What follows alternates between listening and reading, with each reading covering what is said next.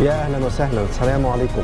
احنا النهارده لسه واصل لنا من شويه موتور اي كيو سي. الاي كيو سي كالعاده يعني المشكله بتاعتها الطبيعيه اللي فيها مشاكل في الموتور الامامي والموتور الخلفي، عامله ريكول لاخر 2019 واول 2020.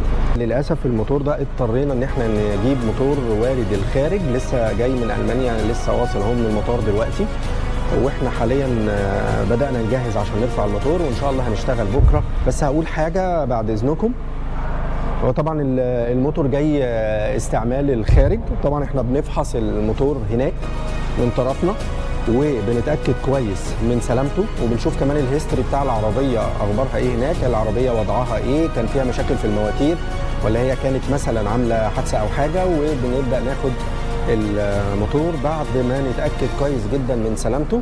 الحمد لله الموتور ده تمام.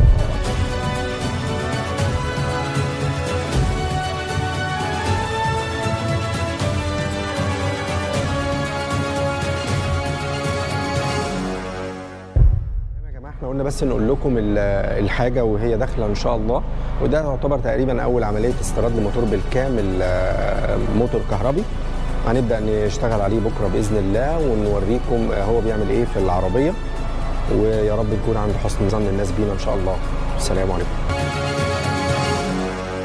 يونيرجي